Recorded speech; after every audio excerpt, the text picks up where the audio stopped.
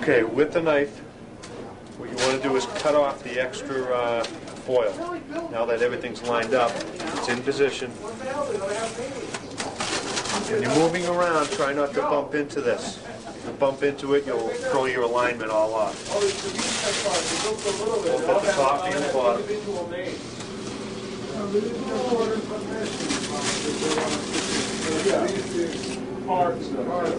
Now what you need to do is visualize the bottom clamp, slant clamp, and top clamp. What you need to do is locate these holes that are going to go through the rivet into the bottom clamp. Starting at the bottom, very lightly with the hand, come up. You can slowly feel the back edge of the clamp. And approximately 1/4 of an inch in, off the back edge, the bottom edge, all of a sudden you feel a little nub, a circle. Follow the corrugation down in a straight line, you'll feel the other little nub. Do the same thing at the top. You have obviously a little less room to play with, but follow the corrugation, you feel the other one. What we're going to do is punch holes. Before we punch the holes though, just to confirm that they are the actual holes instead of a nail hole that we hold the clamp down with, we exchanged something. Does that thing work now? Or confirm it with the clamp. Just to make sure that we did find the right ones. Is it aligned? Maintain alignment. It works some. Slant clamp. Basically along the same idea. Come in, you hit the back edge.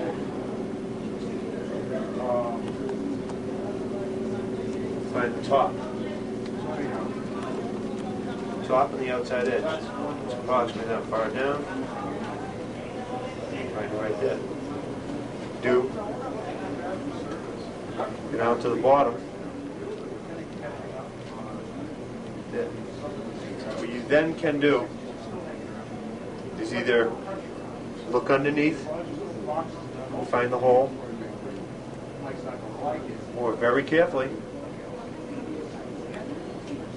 just as if it's in position, take it, pop it off. Not for 3 units. I had to open them all and test them all. Doing is just laying it on those 2 blocks, just very gently. We haven't seen it do 40 back yet. Find the holes. So we have a bunch of problems. Yes. We still doing 100%. No. We were checking. After you found the holes, what you need to do, we'll send you a punch. It's a steel punch, so hang on to it good so nothing falls inside. Very carefully center it over the hole.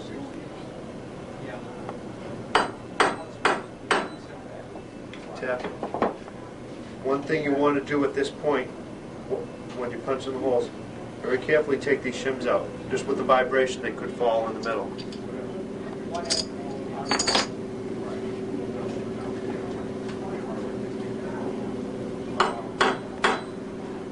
If it doesn't come out, you can end up doing, pop it out that, or finish the cut with a little razor blade.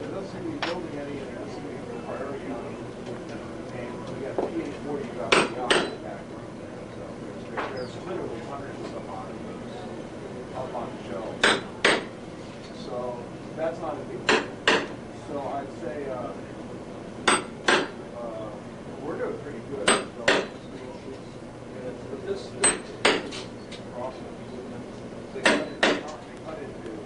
Punch out all the holes down the slant side, top and bottom. well, I mean, it's good. It's good right now because Here again, a couple that didn't come out. Finish the cut. But we can just do these. Yeah, these are just fine. You know. said, I could grab one of the girls in there and have them do these. Just set them up and say, push the button. That's all you need to do, except when the girl gets. Is there any voice to this movie? The top and bottom holes are the most critical ones. When you're punching the round holes, make sure that there are no jagged edges towards the inside. The woofer ribbon wants to flex like this when it's in motion. If there's any jagged edges, there is a potential for it to actually split down, break the path in two. So if you have to, with the razor, just trim it out nice and smooth. All the holes are punched, everything's lined up. Basically what we're ready for, to put silicone on either side of the ribbon. What you want to do, one end of the table, you need a little bit of distance. What you need to do is have it nice and clear and clean. Take all the clamps, everything off one end.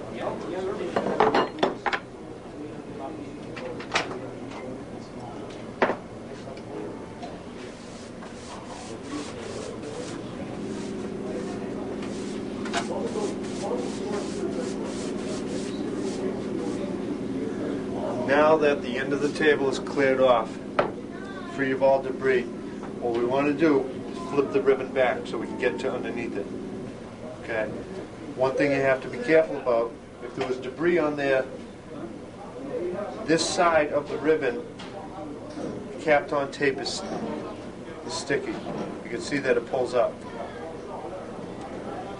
So it's very important to have a clean place where you're laying it. What you want to do, not moving the whole fixture, you just want to remove the clamp. Lift it straight up.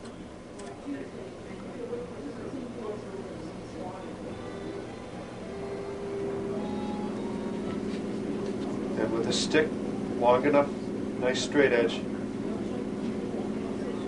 just roll it back.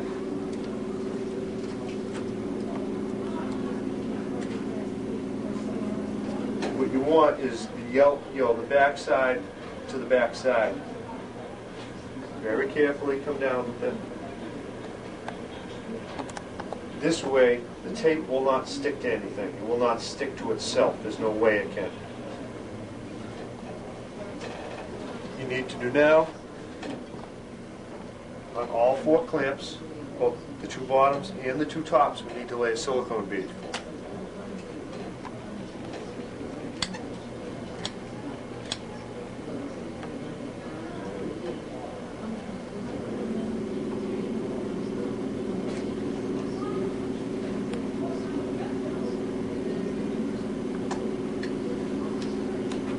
You want to lay the silicone bead right on the edge of the foam, so an 1/8 inch off the foam, approximately a 3/16 diameter bead, enough where once you put the ribbon, clamp it, it'll spread out, some towards the foam and some towards this way.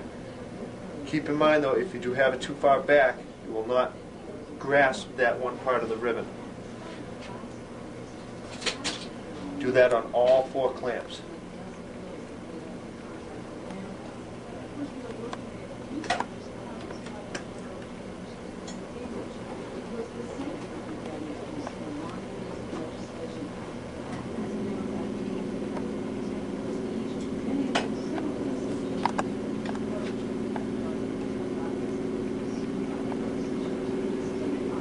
Use your finger as a guide going down.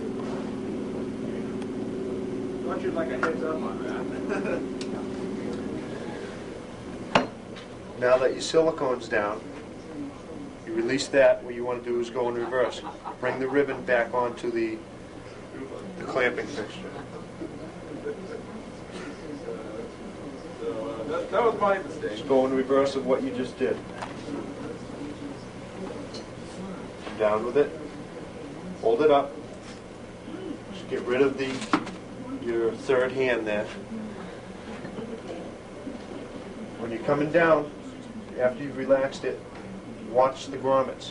Use the grommets as a guide this way, how far out to go. Come down with it.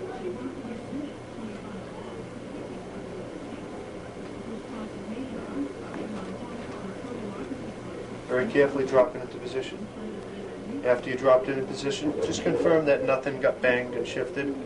All your holes still in alignment. The ribbon is in alignment. Now you want to replace your shims. Very carefully. Remember, there's all magnets under there. Unfortunately, we've lost a lot of ribbons that way. Training people.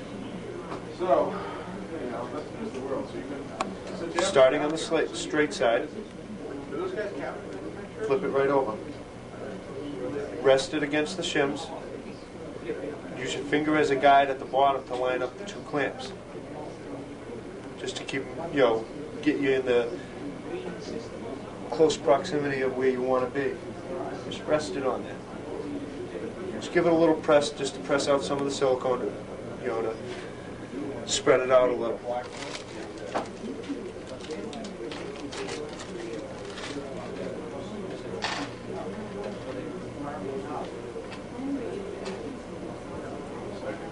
Using the screws that you took out earlier.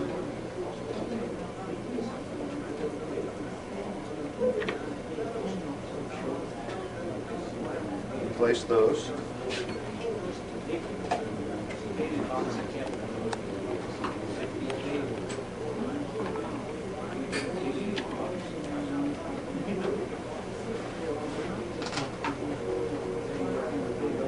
Starting from the middle, you want to tighten them down.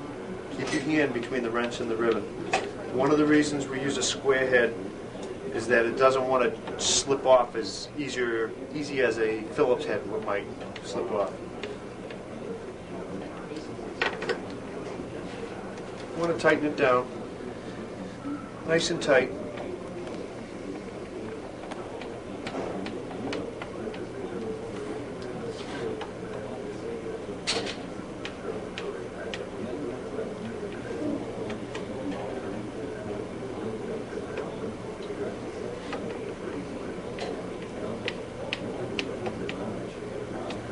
Okay, after you've clamped down the straight side of the speaker, what you want to do, just a quick run around to that side, jump to the slant side. You stand the slant clamp up on edge, take a screw on each end. Can I borrow that camera today? Use your thumb to hold it in. Use the two screws, one on each end, just for alignment, to align the clamp up. Just keep one end up. Come down. Give it a little turn just so it's not going to fall out. Do the same thing at the top. Bring it down. Give it a little turn. Put the rest of the screws in. Yeah.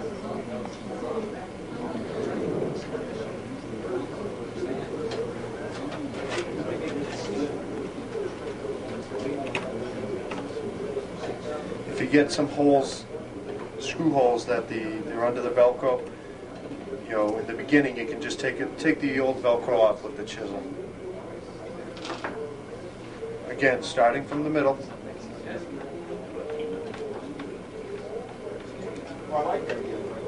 Tighten it down.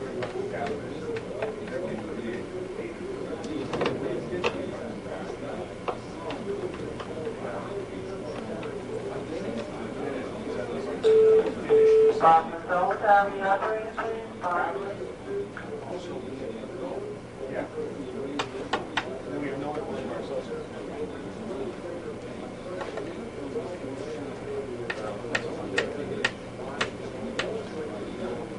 Okay, once both the slant and the straight clamp are all tightened down, everything's in position, what we want to do is jump back to the straight clamp.